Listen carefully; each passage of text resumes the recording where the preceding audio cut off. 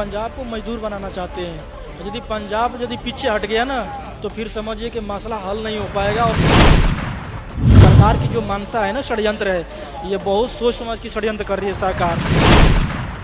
लड़ने वाला पंजाब, क्योंकि पंजाब सारी मसला को जानता है कि आखिर सरकार क्या पॉलिसी ला रही है। बिहार में मंडी सिस्टम है नहीं है, वहाँ पे तो इन लोगों ने पहले खत्म कर दिया। यदि ये 24 में बीजेपी यदि आ गई तो समझिए कि यहाँ पे लोगों का अधिकार नहीं बचेगा।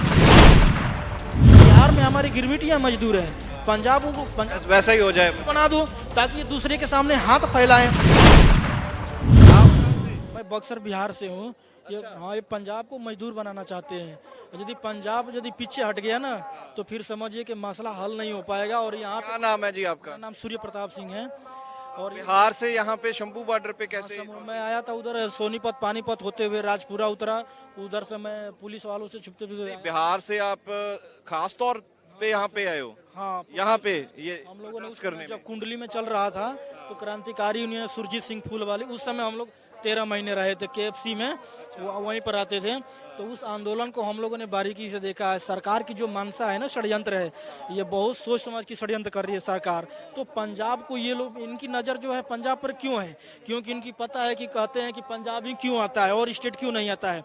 अब ये पंजाब की मंडी को तोड़ना चाहते हैं, इसमें हरियाणा भी है, कुछ पश्चिमी यूपी भी आ जाता है। लड़ने वाला पंजाब, क्योंकि पंजाब सारी मसला को जानता है कि आखिर सरकार क्या पॉलिसी ला रही है। और बाकी स्टेट को तो पता है। जैसे आपको पता है कि बिहार में मंडी सिस्टम है नहीं है, वहाँ पे तो ये लोगों ने पहले खत्म कर दिया। रही बात कि आपको इतिहास के देखिएगा तो जो 84 में दंगा किए थे, सिख दंगा जो हुआ था, इंदिरा गांधी की सत्ता थी, ये भी वही इतिहास दोहराना चाहते हैं। लेकिन वो वाला दौर नहीं है, अब थोड़ा लोग होशियार हो गए हैं। बात रही ना कि इनकी नज़र जो है, निगाहें पंजाब पर क्यों है? क्योंकि इनकी जमीनों को छीनो सबसे पहले। और केंद्र में जो सरकार है, ये RSS की सरकार है, चाहे बीजेपी को RSS को हो, ये अपना विचारधारा स्थापित करना चाहते हैं। जब आनंदपुर साहिब जो प्रस्ताव पारित हुआ था 93 में, पता है आपको उसके बारे में भी, अनंतपुर साहब के मते के बारे में? चीजें पता है। गुरु गोविंद सिंह ने इतनी लड़ाइयाँ लड़ा, पता है 14 युद्ध लड़े गुरु गोविंद सिंह ने। 14 युद्ध में 13 युद्ध जीते हैं। लेकिन उनके खिलाफ जो आंदोलन लड़ाई करवाने वाला था वो कौन था? गंगू कौन था? किस प्रजाति से था? ब्राह्मण ही था। यहाँ पे मसला कुछ और है। यहाँ पे जहाँ जहाँ ये विचारधारा स्थापित हुआ है, इन लोगों ने लोगों को तोड़ने की कोशिश किया है। यदि ये 24 में बीजेपी यदि आ गई तो समझिए कि यहाँ पे लोगों का अधिकार नहीं बचेगा। और यदि किसान, आप क्या सोच रहे हो अभी जो भी चल रहा है? एक पहले ये दूसरा किसानी आंदोलन है, आप कह रहे हो कि उनकी नजर है पंजाब के किसानों पर, पंजाब की जमीन पर।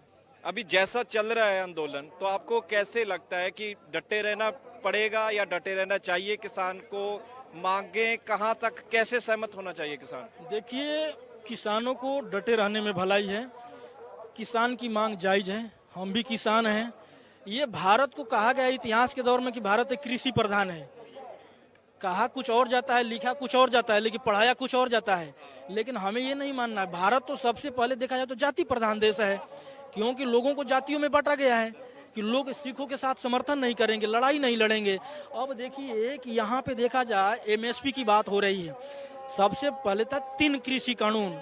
इनका मानसा था उस समय 5 विधानसभा की चुनाव थी। यदि हम रिफिल कर देते हैं तो धारणा खत्म हो जाएगा। धारणा खत्म हो जाएगा तो ये किसान चले जाएंगे।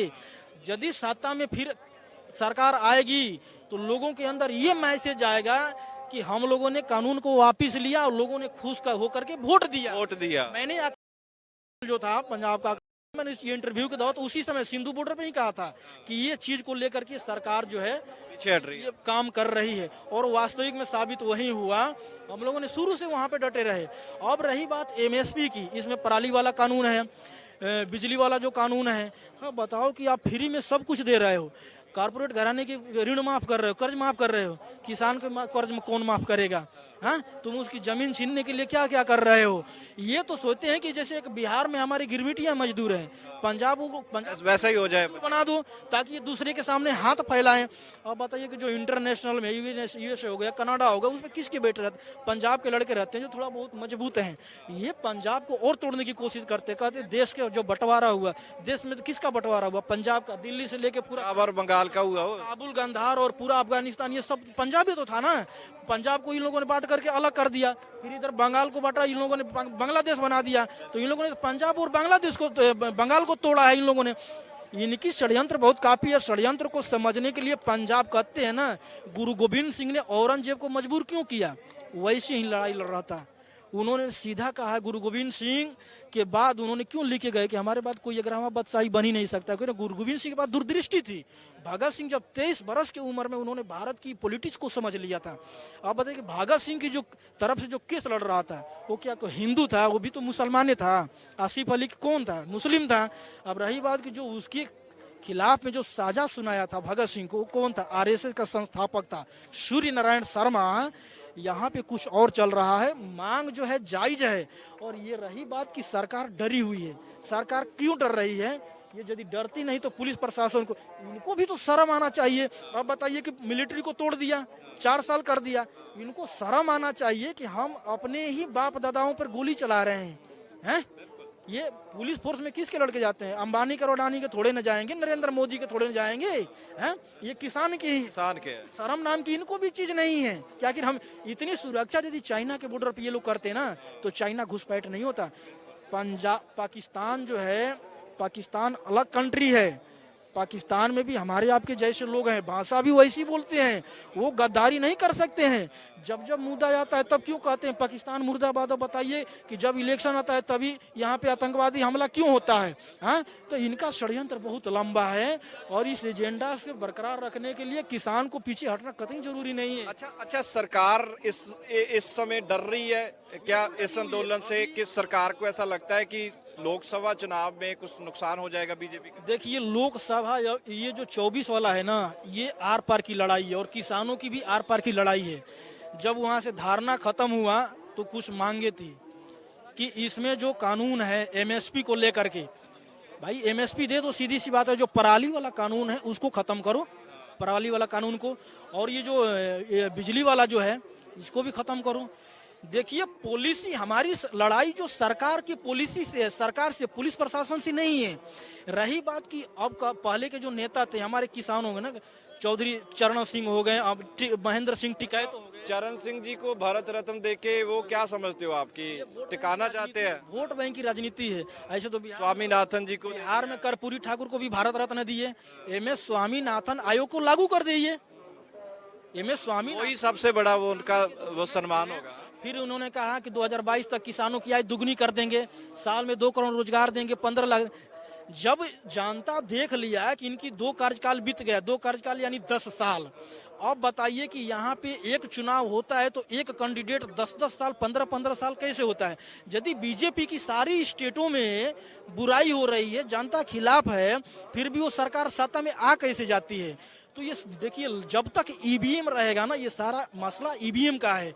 और अब मैं ये कहूँगा आपके, क्योंकि ये पंजाब का चैनल है, ये मैं यही कहूँगा आपके माध्यम से कि आप पंजाब के लोगों को कहिए कि ज़्यादा से ज़्यादा पॉलिटिक्स में आए, क्योंकि पॉलिटिक्स को बारी से नहीं समझेंगे ना, और वहाँ के पंजाब के लड़के पढ़ लिख के होशियार नहीं बनेंगे और स्कूल कॉलेज यूनिवर्सिटियों में नहीं जाएंगे, तब तक पता नहीं चलेगा। को आरएसएस और कांग्रेस का दौर था, कांग्रेस के दौर में प्रकाश सिंह बादल थे, सिख दंगा उन्हीं के दौर में हुआ था। देख रहे हैं देश का हाल क्या हुआ, घरों से, बसों से लोग खींच खींच के मारे जा रहे थे।